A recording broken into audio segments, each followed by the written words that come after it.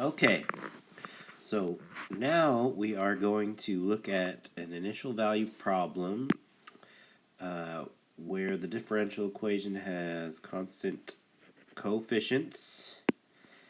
Um, so we know with these types of problems we have a solution of the form e to the rt, finding each derivative, substituting them into the corresponding differential equation. We end up with an equation with just the r's in it, which is the characteristic equation, and I will write that down here. R cubed minus 11 r squared plus 60 r minus 50 being equal to 0. So once we do that, we do need to do some trial and error and synthetic division to factor out this polynomial. So it looks like if you let 1 equal r, you'll have 1 minus 11, which is negative 10, plus 60, which is 50, minus 50 will equal 0, and that is a solution to that equation. To find the rest, we need to factor the polynomial. We know that 1 is a solution, so r minus 1 will be a factor. And now we use the synthetic division to figure what we are multiplying that by. Writing the coefficients down of that polynomial. And remember, synthetic division is just a shorthand way of doing division of polynomials.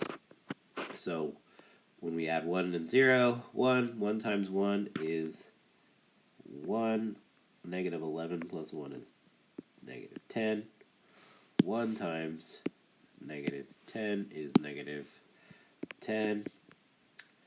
Summing up 60 and negative 10, we get 50. Multiplying 1 and 50, we get 50. Adding, we get 0, a 0 remainder. And what we have now are the coefficients to the resultant polynomial that we will be multiplying by. So this goes with the r squared, this goes with the r, and the 50 is just the constant term. So we have r squared minus 10r plus 50. And that is our breakdown of this polynomial here. We do need to use the quadratic formula to figure this out because this doesn't factor nicely. So what we can do is on the side here, r equals negative b, which is negative 10. So it's going to be positive 10 plus or minus the square root of b squared. So negative 10 squared minus 4 times a, which is 1, times c, which is 50, all over 2a times 1. One little simplifying step here, 10 plus or minus square root of 100 minus 200 all over 2.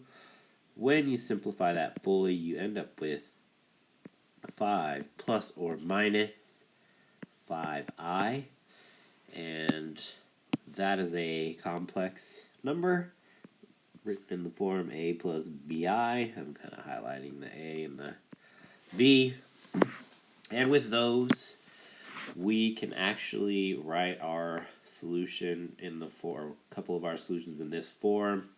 E to the at times a constant cosine of bt plus another constant sine of bt. So, and we also know that one of our solutions is positive 1. So we can write our general solution now as y of t being equal to c1 times e to the t plus e to the 5t times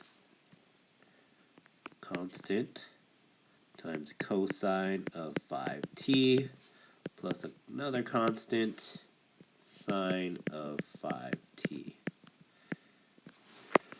So this is the general solution to this differential equation.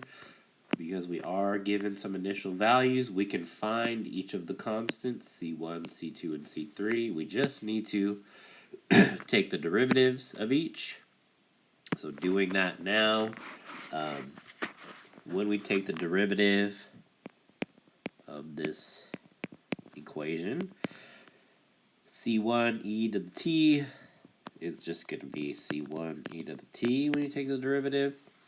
For this portion, we do need to use the product rule. I'm going to take the derivative of e to the 5t first, which using the chain rule, I'll have 5 e to the 5t times the stuff inside there, which is just c2 cosine 5t plus c3 sine 5t plus then we leave the e to the 5t alone. Again, this is just continuing the product rule. Then we take the derivative of the inside of the brackets. Derivative of cosine is negative sine times the derivative of 5t, negative 5c2 sine of 5t. Derivative of sine is cosine with the chain rule times the derivative of 5t, which is 5. We have 5c3 cosine of 5t. And when you simplify this further, you will get c1 e to the t plus e to the 5t times 5c2 plus 5c3 times cosine 5t plus negative 5c2 plus 5c3 sine of 5t. Okay, so I did skip an in-between step there, but it was just me essentially simplifying these terms here to have these couple of terms. It makes it a little easier to take the derivative, the second derivative, and the second derivative is very similar if you get it in this form. It's the derivative of c1 e to the t, then you have to use the product rule. I am going to skip those steps since they are very similar to the previous derivative for the first derivative. And I'm just going to write the simplified answer result, which is c1 e to the t plus, it actually works out to be a little nicer than the first derivative, 50 c3 cosine 5t minus 50 c2 sine 5t. All right. And now I'm going to scroll up just a little bit because I think I'm running out of room. But now we have all our derivatives. We have our initial values. We just need to plug those initial values in to get our system of equations to find C1, C2, and C3.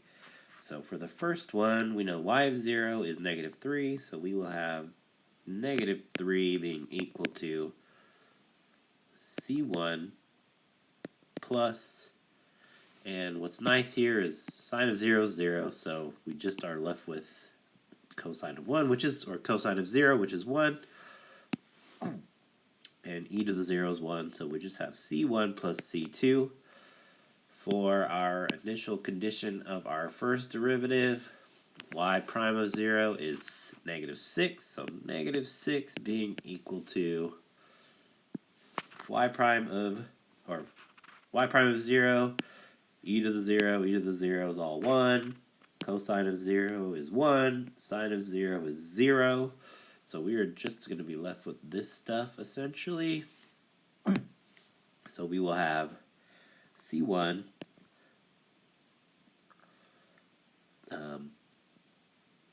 plus 5c2 plus 5c3. Then, for the last one, y double prime of 0 is 49. E to the 0 is 1, so we'll have c1 plus 50c3. And again, just to point out that sine of 0 is 0, so we will not have that c2 term there. So that's that's great. So now what we do is now we have to solve this system, right? So what I notice is if I multiply the second equation by, say, -10, that will, and I add it to the third equation, that will get rid of the C3s and leave me with C1 and C2 stuff. So I'm going to do that and rewrite those two equations. So I'll have 60 being equal to -10c1 minus 50c2. Let me kind of separate this stuff. Minus 50c3. For the second equation, or the third equation, sorry, it's just itself 49 being equal to c1 plus 50c3. And adding that stuff together, c3's cancel out. And I am left with 60 and 49, which add up to 109, being equal to -9c1 minus 50c2. And then I can use the first equation. Because I have an equation of c1 and c2, I do need to get, or have another equation of c1 and c2, and I have it in the first equation. And if I multiply the first equation by positive 9, I can add it to the equation above and cancel out the c1s, and that will be great. So I am going to do that. Multiplying it by 9, you have -27 being equal to 9c1 plus 9c2.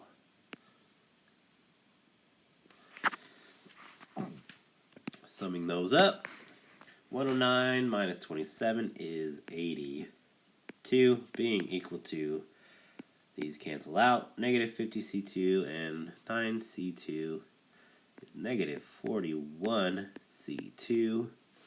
And that is wonderful because if you divide both sides, it gives us a nice whole number of c2 being equal to -2.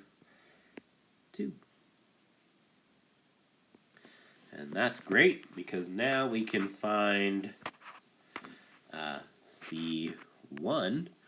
c1 is just equal to -3 minus c2, which is -3 plus 2, and C1 is negative 1.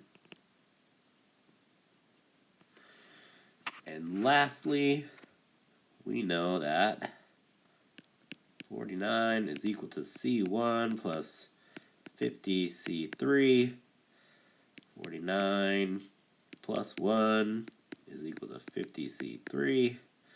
So C3 will be equal to,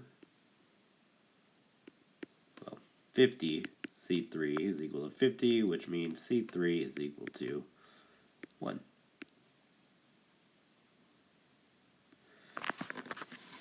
And we are pretty much done, other than plugging in these C values to get our particular solution given the initial conditions. So y of t is equal to C1, so negative 1 e to the t plus e to the 5t times C2, which is negative 2 cosine 5t plus C3, which is just 1. So that's just going to give us sine 5 of t. And that is our solution to the initial value problem given up at the top.